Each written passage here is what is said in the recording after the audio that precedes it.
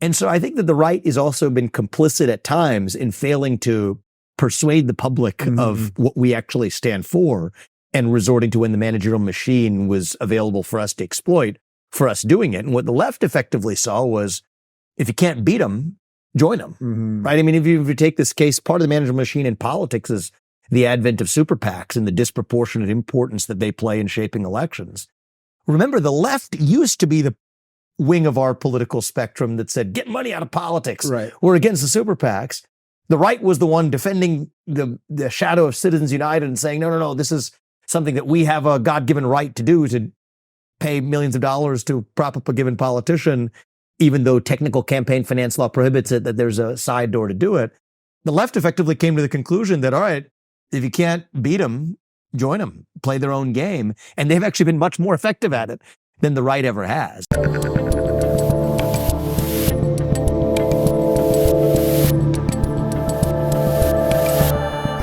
Before I do anything else, I'm going to call you Vivek, because I've interviewed you 1,000 times calling you Vivek before sort of the masses knew you, and you never corrected me. You never said, Dave, we've been doing this for a while.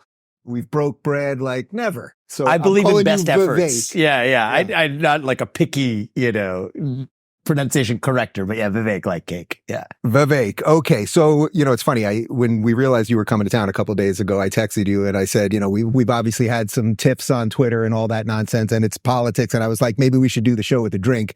You said that you're not much of a day drinker. 10 a.m. is a little early for me too. But I think it's what in it's spirit. Like. Yeah. I think, you've got water. We got a drink. Coffee. Yeah. Politics just kind of makes everybody crazy, right? Like, is Yeah, that your main takeaway after campaigning this whole time? I think it does make a lot of people crazy, but I also think it's a blood sport, know, and it's like any other competitive activity. When you're competing with people on the battlefield, you know what? You have people who might on the court be ready to trash talk, and you know what? Off the court, could be on the same team the next day once the players reshuffle. Yeah. So I'm much more focused on the policy. A lot of people struggle with that notion. I think a lot of people do struggle with that. That's why I was glad that your team reached out and everything, because I was we're in Miami. Yeah. I'm going to the tennis tournament later today, and you and I hadn't seen each other, and I promised you I would let you know when I'm in town. So it's good to sit down. And the thing I actually do love about politics is, at its best, it is about actual ideals, right? And it's easy to forget that in the blood sport of it, right? And those are two things. You have an idealism on one sense that guides you, and a blood sport that, is the required process to get to your destination.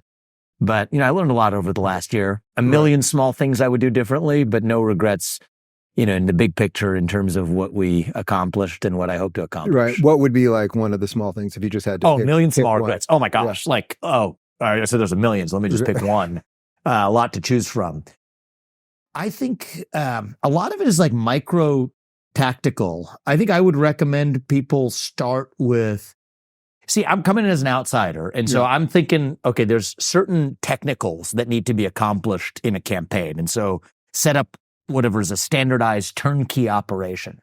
Turns out the industry of politics is broken. Yeah. It's like a machine. It's an industry. And so if I was to treat this more like I was starting a company, I would actually ask what's actually necessary and build from the ground up, as opposed to just plugging into a pre-existing system of the way these campaigns are run. What is that system? Because you obviously ran as an outsider, and I want to talk about some of the stuff that you did at debates, which at times I thought was incredible, and then also at times I thought was like a little nutty. Okay. But what was but that was sort of the magic of it, very honestly. But what is the plug and play that you then get into? Because that's what people are always wondering. How do these people seem sane, and then there's this machine that everyone's operating in? Yeah. And you were hitting the machine. Yeah, and look, I grew over the course of the campaign really weary of the entire machine. And I'm really grateful to the team that I worked with, the individuals on that team, but I'm talking about the entire process. Yeah. It's designed to turn candidates into being a product, right? The candidate's the product.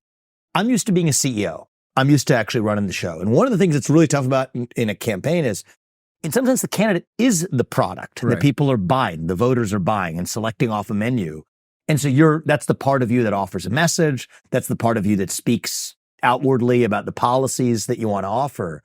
But the machine is, okay, how do you actually deliver that message to the people? That's like a company in its own right. And so I went back and forth between periods where you would be I was at my best where I'm just focused on delivering my message.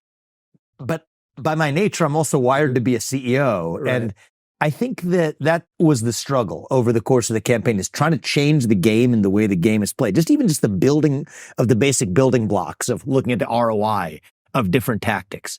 Most campaigns spend money on things that literally do not move the needle, but they just do it because that's what the industry of politics says you're supposed to do.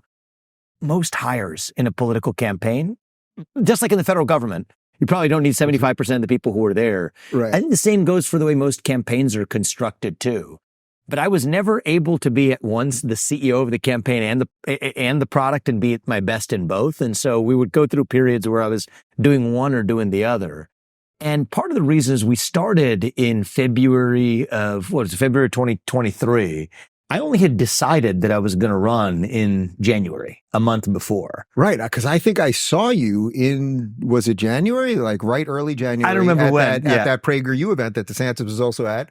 And that morning, it was a little bit before you came then. up to me and you were like, I'm thinking about something. I'll let you know. I'll let you know. I'm the kind of person where it sort of, once you have an idea like that, I can't just sit around on it. You know, I figured we would fire first and aim later. And that's what we did in getting the thing off the ground. So a lot of learnings, but anyway, I think one of the learnings is it's impossible to be both the CEO and the product at the same time. But if you actually have laid that groundwork for even a matter of months as opposed to a matter of weeks, I think you would be in a position to preserve your sanity at the very least. So if you ran again for whatever capacity, is that something that you would fundamentally do different, like hand the reins of the machine part of it, maybe more to somebody else, and then you just focus? Because the message part, that's where you shine. Obviously. In order to do that, and I've built a number of companies over the course of the last 10 years, one of the things that I've learned is you can't, the handoff of, you can't found a company and then day 2 hand it off. Right. You really have to have your own imprint on the way that's done, the culture that you build,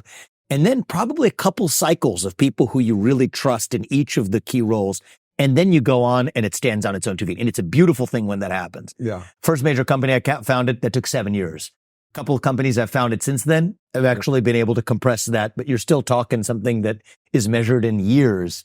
Maybe even in a campaign setting in months, but not in weeks. Right. And by the way, when you and I were squibbling over little DeSantis things, I always wanted him to campaign more like he governed than like he campaiged. So nobody does it perfect. Well, Trump may be the only one that does it. I think Trump did it outstandingly well. Pretty damn. He actually did it really well. Right. And I'm pleased. I mean, look, if we look back over the course of the last year, for all the million small things I would have done differently, the main obstacle I had when I first declared is, it was no different for the world that I was running for president than I wasn't. Right. And that was actually kind of a surprise. I'm like, hey guys, I'm here. Right. And, at least the rest of the media and even much of the Republican Party establishment from first few months of the campaign behaved like, I was not present. Right. And, by August, I was at the center of the debate stage. I was proud to be one of the last remaining candidates in what I thought was a productive cycle of policy debate within the Republican Party. And I hope we had a positive impact on the future direction of our movement. And I think that there's a lot of work yet to go. So I'm proud of what we accomplished, but a lot of learnings as well along the way. Yeah. So I think your best moment, I was actually there for it, and I don't think most people really understand the context of it, but was at the Miami debate, which I was in the audience for, and Ronna McDaniel comes out first before it's televised, and she kind of gives a talk about the future of the Republican Party. Everybody in the room was like, we do not like this woman. And you could just feel it. You absolutely could feel it. And then the debate opens and you just ripped it. You went after her. You went after the moderators, the whole thing. How much of that were you planning to do? And did you also, was it sort of like, okay, I'm going to hit both directions right now? Because you're going after the head of the RNC and you're going after, in essence, the DNC, because that's what NBC is. It was a day of instinct, actually. One of the things I learned from the debates is I'm at my best when I'm unconstrained. In the latter part of the campaign, certainly I kind of made the decision that I'm done with taking political advice. Yeah. I'm done with calculating what is or isn't going to work. Because first of all, I don't think anybody who's forecasting that's very good at it anyway. Certainly I'm not. Right. And second of all, what's the point of going through the motions if you're not presenting the actual true view that you have at a given time? And there's risks with that. Yeah. Risk number one is you may not say things in a genteel way. Risk number two is, not everything I believe today is exactly what I believed 8 years ago. Fine. But I'm going to tell you, the 99% of things that are the same, I believe with greater conviction because I'm tested. And 1% of things that are different, great. We're human beings who should be open to argument. But with that said, I'm going to tell you right now what I believe, and I'm going to tell it to you in an unconstrained way. And so that was my approach to the debates. And so that morning, that was literally the day after the 2023 election cycle, where we again got thrashed. I mean, Republicans had disappointing results across the board. No different than in 2022. No different than in 2020. It was literally the day after. That's why, because when she walked out, yeah. everybody was like, oh, here we go again. Yeah, and for me also, like that wasn't something that I was I mean, I didn't know what the results were going to be, the Virginia elections and so on. But you see that the day of and you wake up, and I was kind of pissed off. 2023, 2022, 2020, 2018, it's starting to become a pattern without any iota of accountability. And then I actually literally the day of, like that morning, I couldn't have told you who the moderators were going to be the night before. But looking at who the moderators are, asking what the hell the Republican Party is doing, hiring these people to be the moderators. So it was Kristen Welker, who was it? Holt. Lester Holt, exactly. And so I'm reading this, I'm looking at Ronna McDaniel and the results, the person who chose this. And by the way, now play that forward. Ronna McDaniel joins NBC. Right. Well, it was a hell of a day she had over there. It was a hell of a day she had. But I think it was ridiculous that she chose NBC in the first place to be the moderator. The RNC chose the NBC to be the moderator. Now we're seeing, in retrospect, how poor of a choice that was. And yet we're going to go walk out, have a debate in the aftermath of another disaster for Republicans. Here we go. And we're all going to just be silent about it. And so, yes, I just decided to let loose a little bit and call out what everybody wanted to at least hear some accountability for, and said, why is Kristen Welker moderating this debate? Why is Lester Holt moderating this debate? By the way, these are the same people who, in the name of checking Republican candidates on facts, were the same people that have lied systematically about, he goes straight down the list. Truth about what happened, the Russia collusion hoax, truth about the origin of COVID-19. People forget about that. You'd be silenced, censored, and reprimanded for saying that it began in a lab in China, when we now know it began in a lab in China. Hunter Biden laptop, I believe truth about January 6th. Truth of our money being spent in Ukraine. Yeah, you could go, Jussie Smollett, Covington Catholic kids. I mean, the straight down, the same people have looked themselves and their audiences and their camera in the eye lied, pretending to be the arbiters of truth, selected by the RNC to moderate a Republican debate, asking questions that no Republican primary voter cares about. And Ronna McDaniel, a failed leader of the RNC, we're all supposed to sit around and pretend like there isn't a cancer in that organization. I said, I'm taking it off. And a lot of people I'm glad you said a lot of people liked it, because a lot of people were pissed off within the Republican Party. And I'm not sure that it particularly helped me to sort of do it that way either, but I thought it was useful. The reason I thought it was particularly good, having been there, was because they don't air her speech at the beginning, and you could feel the hatred in the room towards her. Now that I wasn't there for that too. Right. So now that you remind me that it was literally the day after, it's like, it all fully makes sense. So what do anyone that's not a Democrat right now, what do you do about that? What you just laid out there? There is a structural machine, Trump, whatever, you can partly call it the deep state, but it's much bigger than that, because it's media and the whole thing, that puts everyone who is not a Democrat in a system that is basically rigged against them. What do you do? So even if you were running 4 years from now, like, what do you do about that? Yeah, I think that I have come to an even more firm conclusion that the machine, and we'll talk about what constitutes the machine. It's not just the three-letter agencies. So that's the biggest mother of all of the managerial bureaucracies. In a university setting, the associate deans of God knows what. In a corporate setting, the HR bureaucracies permeating corporate America, and even many of the people who are professional board sitters at Fortune 500 companies. Would you call that like sort of the rent-seeking elite, something like that? Yeah. I mean, yes. We use the word elite so much that it has sort of, it's over-inclusive. I call it the committee class, right? The people who professionally sit. Even it's called sitting on a board of directors. The sitting committee class, the managerial class. It's kind of the horizontal deep state in and outside the private sector. The undersecretary of God knows what. Ambassador to some second-rate, ambassadorship. To the person who's the associate dean of diversity or whatever they're supposed to do. To the HR bureaucracies in corporate America. It's the same kind of breed of the managerial elite, you could call it, the managerial class, the committee sitting class. I have come to the conclusion that whether you're talking about a university or even in a corporate setting, or certainly in the federal government, that can't be reformed. You have to be willing to take an axe and actually break the machine, shut it down. Mass firings. I mean, even in a political campaign, the industrialization of politics. From the way all these campaigns are run, it's the same kind of horizontal class of people who'll be running one super PAC to go to another campaign, rebuild the same machine. That managerial class, I think, really has to be, you have to take a jackhammer to the thing. You can't take a chisel. You got to take a chainsaw to it. And there's risks with that. Taking the federal government, right? Sure. Or in a company. I mean, was there risks to Elon saying, I'm going to fire, 80+% of the employees at Twitter? Of course there is. There's a risk that certain things aren't going to work. Over there. But you got to jump off that cliff. And in that case, we discover that actually nothing broke. Yeah. The sun still rose in the east and still set in the west. And the thing actually worked better afterwards rather than before.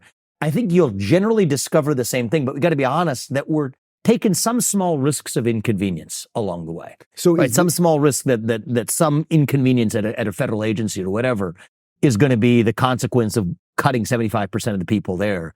But I don't think it can be reformed. I think it can be shut down. And if you're going to take the risk between not cutting enough versus cutting too much fat that you might also cut some muscle, I will take that risk every day of the week, because you can at least add back on a fresh scaffold rather than an 8-headed hydra. If you cut off one of its heads, it grows right back. That's the mode that we've otherwise fallen into. Is 75%, is that what you've said before? That's what I've said, at least 75%. Yeah. You know, I mean, usually the pushback I get is that's too extreme. When I talk to a guy like Elon Musk, he says that's not enough, which is the more pushback that I would like to get. Right. Because I think, maybe 75% is too modest. But the existing machine has to be fundamentally broken, you have to take a jackhammer to the whole thing. Start with as close to a blank slate as you can. When an institution has lost its essential purpose, has gone so far astray that it is captured by the managerial class that's taken control of it, you can't do it incrementally. So now let me ask you the hard one on that, because I'm with you on the idea for sure. Yeah. Is there any evidence that in terms of government that it can be done? So I get you that Elon went in and chopped away 80% fine, but that the government structure and its connections, you're talking about the 3-letter agencies and the media, like you're talking about the whole damn thing. Like, is there any evidence that you or Trump or anyone else could actually do it? Yeah. So I'll give a couple of things. I mean, it hasn't been done in the United States, which is exactly why every cycle, or at least in the last century, it hasn't been done. It becomes more and more important that somebody steps up and actually brings the baseball bat. Now, I can back into that. One is we have a constitution. There's good evidence that with the constitution, when followed, got us 250 years in. It wasn't betraying the constitution, which says there's 3 branches of government: executive, legislative, and judicial, not an administrative 4th branch of government. Well, if that got us this far, at least as a hypothesis, the base hypothesis is, if you're going back to that, good things have happened, not bad things have happened overall. That's sort of point number one. Point number two is we're seeing in other parts of the world, at least the beginnings of what this experiment looked like. And look what Javier Milei is doing in Argentina. Argentina is a better country today, even then in the short period that he's run it, on economic outcomes, on national pride, on a sense of revitalization, both in perception and in fact, after bringing not small firings, but mass firings to the table. And so it's a shame in some sense that we in the United States have to have a safety net of watching somebody else do it to say that that gives us permission to do it here. But the positive version of that is great. If we've seen it work somewhere else, why not bring that mentality to the United States as well? And so, yes, I do think that there is strong evidence, and I don't think the private sector is that different. I mean, a lot of these are like poorly run companies. The 3-letter agencies are like badly run. Boeing effectively is an embodiment of the poorly run way in which a Department of Transportation is being run right now. The principles aren't that different from one organization to another. When you have an organization that's lost its true purpose, and the reason it's lost its true purpose is because a bunch of managerial bureaucrats are holding it hostage, get rid of the managerial bureaucrats. Do you think it was also by design that so many of these things became so calcified and broken? Like in some ways, it seems like it was obvious that we would be sort of where we're at right now. I mean that from the educational layer to the media layer to the 3-letter agencies. They were all designed in a way to get stuck, and then we'd be left with no choice. You know what I mean? I think it's a more complicated story, right? Yeah. So I think that there has been you could think about it as intelligent, really visionary segment of the Marxist left that has looked at every institution and asked ourselves, how are we going to take over media, Hollywood, news, take over government, take over universities? And I think that's a really small sliver of the left, but that's been really sort of forward thinking. And one of the things that they realized is a lot of the bureaucrats, the managerial bureaucrats in charge of those institutions, aren't necessarily ideological, actually. Mm-hmm. It's not that the bureaucrats themselves or even the bureaucratic machine has an ideology. So I think what they have managed to do is exploit bureaucratic failure to be able to advance their own agendas and incentives. I'll give you an example of what I mean, and I can give you examples in different spheres. Sure. Take the educational system. Okay, the easy thing to do is to say, what will that far left strand say? They'll say math is racist. Now, math isn't racist. Now, what they want to do is eliminate objective truth, right, eliminate the pursuit of excellence, and so that is their inherent goal. But they find in the managerial bureaucracy a self-preservation instinct that allows that math is racist dogma to serve their self-preservation goals. Because what happens? That's the managerial bureaucracy that shut down schools for 2 years during COVID-19, failing to teach kids how to do math. It's a lot easier for that bureaucracy to defend itself by then adopting that left-wing dogma by saying math is racist than it is to actually succeed in achieving its own objective. Or the bailouts in 2008, mm-hmm. right? I mean, you have the managerial bureaucracy and the Wall Street infrastructure and the financial institutions. Well, it's a lot easier to muse about racial injustice and climate change than it is to face down Occupy Wall Street. And so that machine was able to adopt some of the slogans of that new left that then took control over our financial institutions. So, or even one more example would be the military, right? A lot of the criticism of our own military's foreign misadventures in places like Iraq or even Afghanistan used to come from the left, mm-hmm. right? But it's not as though it was intentional on behalf of that managerial machine to foster dogmas of systemic racism and CRT in the military training. But what they recognized was, hey, we can deflect that criticism from the old left if we just say the things they want us to say. But that allows us to escape accountability for our own failures. And so it's sort of the managerial machine is mostly apolitical. Its goal is self-preservation and avoidance of accountability. In cases where that used to get criticized from the left, what they effectively did was just adopt that ideology as their own. Mm-hmm. And that's kind of how we got to where we are. What do you think the right missed for all these years while this happened? You know, like, I mean, some people were talking about this, you know, a decade ago or even two decades ago, small amount of people.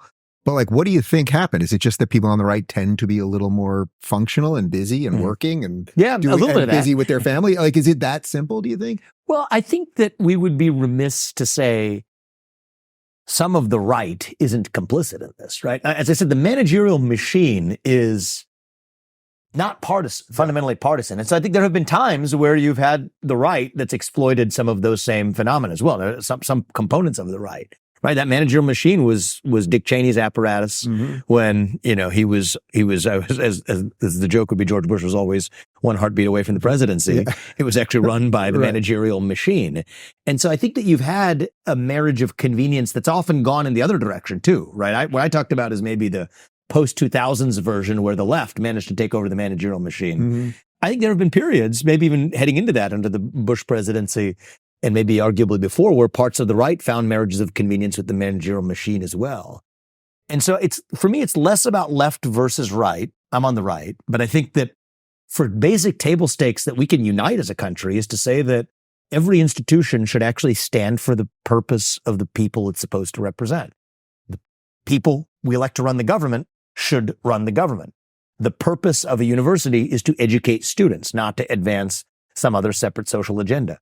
The purpose of a company is to provide a product or a service to people who want it and to make a profit by doing it without apologizing for that, not to advance environmental or social or orthogonal agendas. And that, I think, is something that actually principled minds on the left and principled minds on the right should be able to agree on is, by hell or high water, we might disagree, but at least the people who we, through our jointly agreed process to elect to run the government, better be the ones who actually do. And so I think that the right has also been complicit at times in failing to persuade the public of what we actually stand for and resorting to when the managerial machine was available for us to exploit for us doing it. And what the left effectively saw was, if you can't beat them, join them, right? I mean, if you take this case, part of the managerial machine in politics is the advent of super PACs and the disproportionate importance that they play in shaping elections. Remember, the left used to be the wing of our political spectrum that said, get money out of politics. Right. We're against the super PACs. The right was the one defending the shadow of Citizens United and saying, no, this is something that we have a God-given right to do, to pay millions of dollars to prop up a given politician, even though technical campaign finance law prohibits it, that there's a side door to do it. The left effectively came to the conclusion that, all right, if you can't beat them, join them, play their own game. And they've actually been much more effective at it than the right ever has. And so that's what I think has actually happened, is in some ways the lazy and or unsuccessful elements of the right that lazily resorted to betraying the way things are actually supposed to work created this machine that the left actually managed to be far more effective at exploiting. So is that the magic of Trump, that he just innately understands that? And then I guess my question with that would be, if he becomes president again, I mean, it seems to me that you actually communicate some of that in a technical way better than he does. He kind of gets it at this level, and you're getting it in a way that can be communicated further. Is that something that interests you? I think Trump understood it at a gut instinct in 2015, 2016 better than anybody who's shown up on the scene of American politics or culture. And I think most people across this country, most everyday citizens, get it in their gut instinct as well. And I think what Trump did is he provided a voice in a way that could actually have impact in a way that nobody had against the managerial machine. It wasn't against the radical left, just the radical left. It was against the entire machine itself that over the years, over the decades, had frankly been exploited by both sides.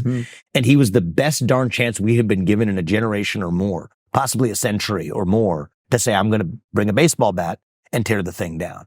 Now, I think that one of the things I have appreciated about getting to know Donald Trump better in the last even recent months is that he's ambitious about learning from that first term to say, okay, yes, we had a great first term, but what are we going to have learned about facing down that challenge of taking on a deep state that we're actually going to implement the second time around and go even further than we did in that first term? And so each of us has our own unique skill sets, right? Donald Trump has his unique skill sets. Yeah, I think it's a once in a century, candidate and leader. And, I think I have my own skill sets. You have your own skill sets. And so I think it's up to every one of us to look ourselves in the mirror and ask ourselves, how are we going to use our own unique God-given talents to do what we believe is right for this country? And I believe that shutting down that machine, that's my passion. That's the calling for the next stage of my career. And whatever I can do to revive those constitutional principles in this country, 3 branches of government, not 4, shutting down the managerial machine, making sure the people we elect to run the government actually run the government. And even if it's not through the government, in the private sector, do the same thing. Exercising ourselves out of the ESG cancer that holds corporations hostage. That's what I'm going to do in the next phase of my life. And we're going to see what shape that takes. So if you got the call to be VP, which clearly a lot of the base is into, I think you just answered the question. I'd be honored to serve, this country in whatever way has maximal impact. I think that we can fall into a trap right now. And I see us kind of falling into it, looking at the poll numbers now and believing that, all's honky-dory. Yeah. I don't think complacency is a strategy. I think that in some cases that's a trap to fall into. So would I be honored to serve this country and to serve in a second Trump administration? Yes, I would. But do I think that now's the time to talk about that? No, I don't. I think now is a time to focus on actually delivering a victory that is far from a foregone conclusion. And I actually think this is going to be a really complicated year. I don't think this is going to be some linear path where it's going to be a front door, good faith fight between Trump and Biden, and then somehow we have a cleanly ordained winner. I think there's going to be a lot of twists and turns this year. And the left, many elements of the left understand we are in the middle of they see it as middle of a war in this country. They treat it accordingly. And I think many on the right have not woken up to the way in which we are in a kind of cold war in this country. And I don't use that word lightly. It's a war in 2 senses, right? One is the basic worldviews on either side are, at this point, irreconcilable. Right. Either you believe in merit or you believe in group quotas. Either you believe in free speech, you actually believe in free speech, or you believe in censorship. Either you believe that nations have borders or you don't. Either you believe in American exceptionalism. Yes, that these are the best darn ideals that have formed the backbone of a nation in human history, or you don't. You can't have both of those things at the same time. That's sort of litmus test number 1, that you're in what you would call a war, time for actual choice. And the second is when one of those sides is now weaponizing the basic rules of the road and the financial system, the legal system, the judicial system, the conduct of the political system, even the electoral system. You look at the ballot removal attempts, et cetera. That's using force rather than free speech and open debate to settle a question. So if you have irreconcilable views and at least one of the sides is using force rather than debate to settle a difference, it's not physical force, certainly not yet, and God forbid we ever get there, but it's force rather than debate. We're in a kind of lowercase w war in this country, and I do think that it's up to our side to not actually turn that into an American Revolution in the 1776 sense, but the spirit of the American Revolution, to say that we're going to stand for those ideals as if the future of our kids' lives depends on it, because it does, actually. So with that in mind, I mean, if you saw the states really going their own ways, and I actually don't talk about this a lot because I don't like giving energy to it, and I can see you're a little hesitant too. Yeah, in a certain you respect. want to speak things into existence. Right. Yeah. So, and I'm very aware of that. However, I can tell you, having, as you know, I lived in California and I campaigned against Newsom, and I got audited by the state 3 days later. I'm now here. Is that right? I didn't know that. 3 days later, audited by the state. I put my house for sale that day. I was here in 2 months. Here, I live in a very functional place with good infrastructure and safety, and squatters don't have rights. It's not a real thing. All of the stuff that is wrong with things. So if I saw it, well, I feel like it's happening no matter what, whether we speak it into existence. It already is happening. But if you saw, even as it pertains to the border, let's say, Texas just doing what it has to do to protect the border, and Florida helping as it could in the red states, like, that is baked into the code of the Constitution and federalism and all that. So I suspect you'd be okay with it, but it's not the. It's a tough question. It's not the way I want to see this country go. And I see us in a window, and this is where, when I say we're in the middle of a war in this country, I'm using it, thankfully, still figuratively. Right. And to use that as a wake-up call to say that, okay, if that's where we're headed, we have to change course in order to be one nation again, e pluribus unum, from many one. I think that still exists. That possibility still exists in this country, but I don't think it's going to exist for much longer, right? If my kids are in high school before we get this right, then I think we're done. Yeah. I don't think we have a country left. That's the window we're working within. And so first, put aside my presidential campaign. This has actually been a motivation of mine for the last several years, looking at some of my efforts in the private sector. One of the main causes I've taken on is the ESG movement. Yeah. Okay. What's at stake there? Why have I been obsessively focused about the politicization of corporate America? Part of it is I saw it land on my own former company's doorstep. I founded a biotech company. It was a multi-billion-dollar company. I'm CEO, led it for 7 years. And suddenly George Floyd dies, and there's a demand that I make a statement on behalf of BLM. It's ridiculous, but actually there was real conflict around that. My refusal to do it led some prominent advisors from my company to step down, resign ceremoniously 6 months later. And I had to make a choice, and I chose to step down and speak my mind freely. There was, at that point, an entire succession that was able to take the company to the next level. But part of why I focused on that is, I then started Strive, which is a company that's offering alternatives to BlackRock and State Street and Vanguard financial products that vote your shares for pro-profit principles, pro-capitalism principles, rather than pro-left-wing political principles. But why is that important, right? It's not just that those companies are going to be hopefully more valuable if they're focused on their mission rather than politics. That's what Milton Friedman would have appreciated, and I appreciate that as well, and that was the premise of Strive and its fiduciary focus. But it's also important in a different sense for reuniting the country. Because even if we fight like hell in the realm of politics, if there are other spaces outside of politics that unite us, right? The sports stadiums of this country. I'm going to one right after this. The museums of this country, right? The companies where you go to work. Those other spaces are required for solidarity. And actually, this has been true for America for all of our history.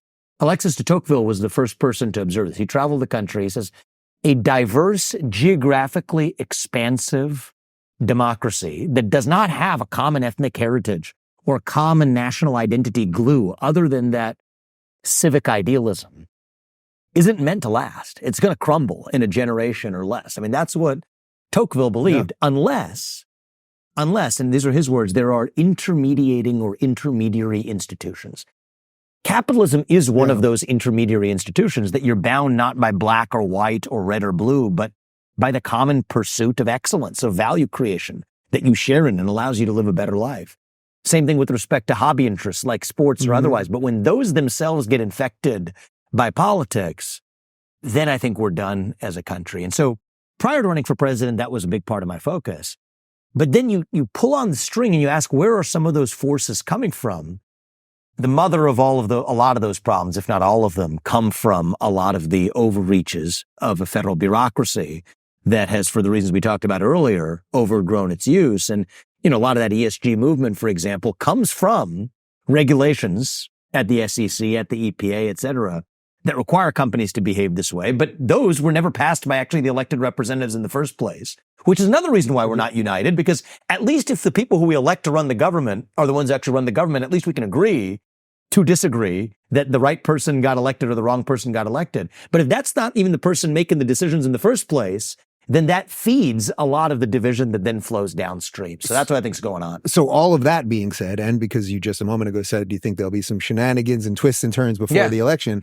I mean, it seems to me we're in a very strange spot. I'm with you on this. We're in a very precarious moment in this country because let's say Trump wins. So Trump wins. We already know what the machine will do because it already did this. We'll have riots on the streets and all of that stuff. And they'll say it'll be okay to say you stole an election again and all of that. So that's one version. Oh, they're getting ready for it. But I think there's another version that's going to be a problem, which is if he loses, the people on the right, Trump believes, or you can speak to this if you want, as I understand it, Trump believes the last election was stolen. So if he believes that, he automatically will have to say this one was stolen. It's sort of baked into the thing. Well, then the people on the right, I don't think they'd be as inclined to be violent, but you'll have basically another juiced up version of people saying none of this works. So those two things, the tension there seems, you can't hold that for very long. So look, I think we're skating on thin ice as a country right now. I mean, that is why I stepped aside from my business career to do what I'm doing now and why, I think Donald Trump is doing what he's doing since he's run for president as well. I'm focused on how do we get to a better place on the other side of it without worrying about there's a lot of bad possibilities. Right. There's a lot of bad possibilities. We can sit here and worry and correct and that one we'll do over drinks and like correctly worry about the spectrum of possibilities of how this nation falls apart. But I'm doing what I'm doing. I'm sure part of your motivation doing what you're doing, but and I think that a lot of the other people who are stepping up across this country are doing what they're doing because we want to avoid that. So how do we avoid that this year? I think there's an opportunity to. I think there's an opportunity for this to be a landslide election like what Ronald Reagan delivered in 1980 and again in 1984. And say what you will, a landslide minus some shenanigans is still a decisive victory that unites this country. And one of the things I have appreciated and really, I would say really cheered on is some of the messages I've heard from Trump, even towards the tail end of this primary and after the effective end of the primary. Success will be our vengeance. Yeah. That's a line he's used several times over. I think it's a beautiful way to channel the instincts of vengeance towards success as unifying. Excellence is unifying. Excellence is what unites us. Excellence is how we heal this country. Success is how we heal this country. Success will be our vengeance. And so, I think that I certainly am going to be among the people in our movement. And I think there are many of us who are going to advocate for saying we're going there. Okay. We understand we're not going to deny the travails of the past, right? We got to see a problem with clear eyes. We can't just paper it over and say it's morning in America because anyone with eyes can see that it's not. Yeah. It irritates me when somebody will just come in this current environment and say, hey, it's morning in America. Ronald Reagan wouldn't say that today because it's a lie. It's not true, but it can be. It can be. I don't think the sun has permanently sunk in the West. I think it can still be morning in America. It's not, people say the American dream is alive and well. It's not.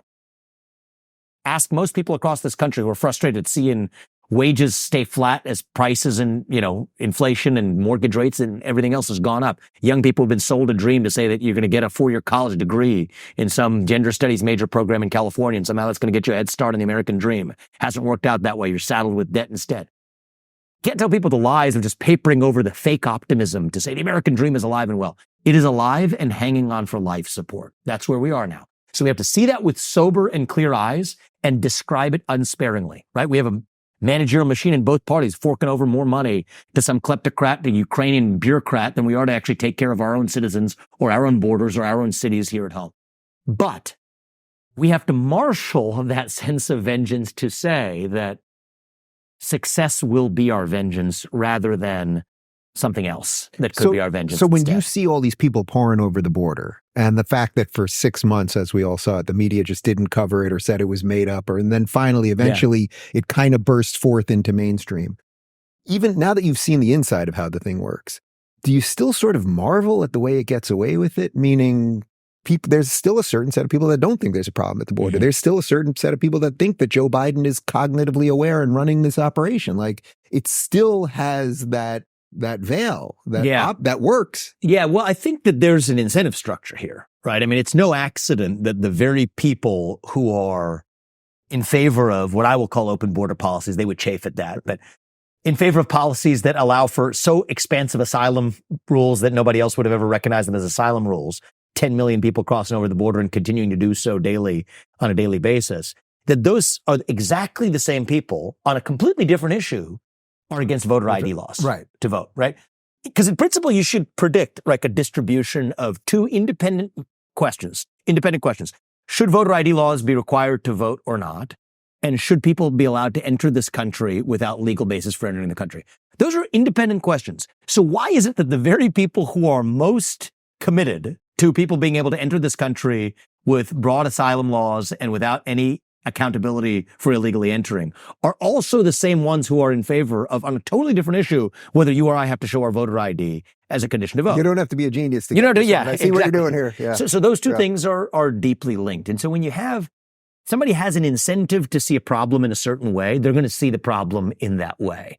And so, no, am I mystified that people will still say, oh, there's no problem? No, of course not, because they have an incentive not to see it that way. And most human beings, I mean, Sartre would say this, the greatest lie is the lie you tell yourself. I think a lot of these people are able to speak with that level of conviction because they themselves believe it, but they believe it because it's in the long run electoral incentive of their worldview to say that this is how we secure lasting electoral majorities for Democrats.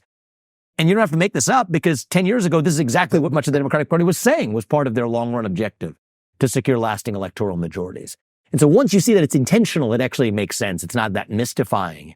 Doesn't mean that we don't have a lot of work cut out for us to fix it, but at least you know what you're fixing, where we fall into the trap sometimes of saying, oh, can't we just build the wall? Here's a proof for how that would work. Or aquatic barriers in the Rio Grande, which are cheap and mobile and they work. Yeah, here's how we would do that. And here's the plan for how much more effective that would be. As though we're solving a problem of nature, right? How SpaceX sends aircraft into space is tackling a problem of nature, okay, in the physical forces of the universe, gravity and otherwise. We're not tackling a problem of nature here. We're tackling a man-made problem. And so if we pretend like it's a problem of nature and try to create an engineering feat of how many more feet of border wall construction we need and debate the technicals, we're missing the point. Mm-hmm. The country that put a man on the moon can get this done. This is a man-made problem, and man-made problems are generally problems of will. And the beautiful part about man-made problems is every man-made problem has a man-made solution. Problems of nature sometimes will be solved and sometimes they won't. I was in the biotech industry. Some diseases, if you don't understand them, you're going to fail. And many drugs that have been developed, including at my companies and across my competitors, fail, and that's just part of the business. Mm-hmm. It doesn't have to be that way when you're taking on man-made problems. And I think that that's something that we have to wisen up to. And the way we approach this is we have to recognize the intentionality of the other side unsparingly. But our goal isn't just to crush the other side and point out their hypocrisies. It's to say that we're going to actually be successful. And our bet is success will be unifying, and let success be our actual vengeance rather than hard vengeance being our vengeance. So if man can fix some of these man-made problems, I think this is going to be a little bit of a trickier one for you. So let's say you were in the administration, doesn't matter what role you're in. Are you confident that Trump would be able to staff it properly to do this? Because I voted for Trump last time. I like Trump. I'm going to vote for him this time. It's not even a choice at this point. Yes. Obvious. Like it's beyond obvious. Like we need a new word for how obvious it is, basically. But one of my main concerns along the way and still is that because of how he turned against people or people turns against him, whichever way you want to go with it, that the excellent people that you want to solve these problems will be afraid to do it. I've heard that objection. I don't think that lands with me. I don't think it makes sense. I mean, I'm not going to say this boastfully. I'm saying this in a first personal sense. I don't have authority on a lot of things, but I have authority on my own intentions and views. Okay. Sure. So I said earlier to you, and I stand by it, that I would be honored to serve in second Trump administration, and if it was able to have maximal impact on the country, right? Well, I like to think of myself as somebody who is a qualified person who's going to be able to drive real change. I'm 38 years old. I've built multi-billion-dollar companies. I've been educated in different spheres. I have run for U.S. president. I believed that I was going to be capable of doing that job. And so if I'm going to be willing to serve in that administration, I can imagine a lot of other people who are similarly situated would say the same thing. And I know they are too. I think countless people across this country. What would you say to somebody? What would you say to somebody now? Now having known Trump in a new way, what would you say to somebody that was worried about that? First of all, the question is, what are you doing for your country? Right? I mean, this country has given us, those of us who live the American dream, the ability to live the life that we have. What inheritance do we actually want to give our kids? Is it a bunch of green pieces of paper? Or is it a country where they're able to live that same American dream?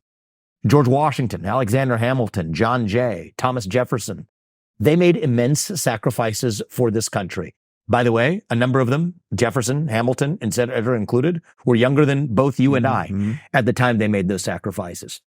So if we're going to face them in the afterlife, they're going to tell us about the sacrifices they made, their lives, their treasure. Many of them went bankrupted themselves. Others of them died. Others of them risked their life along the way.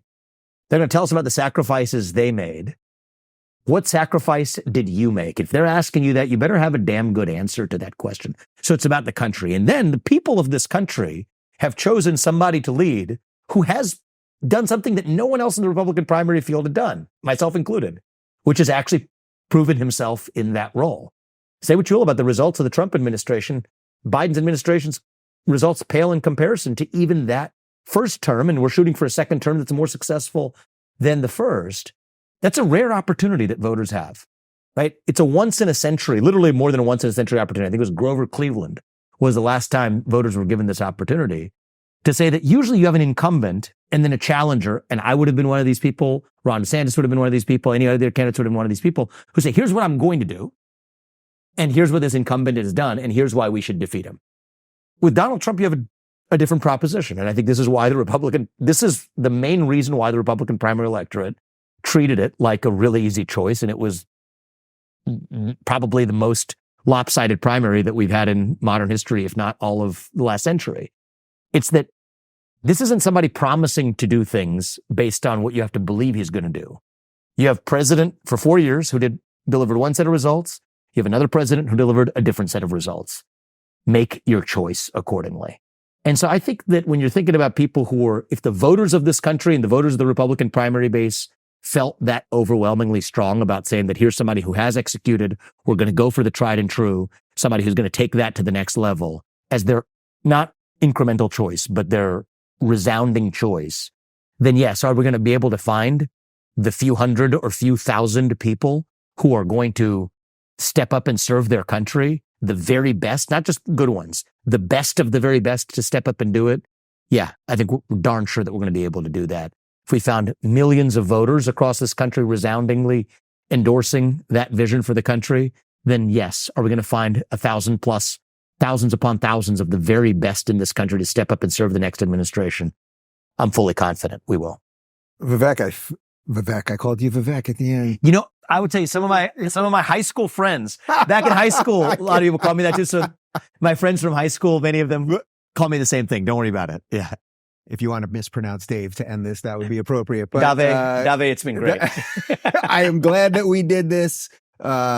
Politics makes everyone a little nutty, but it's good to just sit with you. And I don't have a last question because you just wrapped it up like a pro. So it's good. It's good seeing you, man. Yeah. Thank you. Thank you. If you're looking for more honest and thoughtful conversations about politics instead of nonstop screaming, check out our politics playlist. And if you want to watch full interviews on a variety of topics, watch our full episode playlist, all right over here. And to get notified of all future videos, be sure to subscribe and click the notification bell.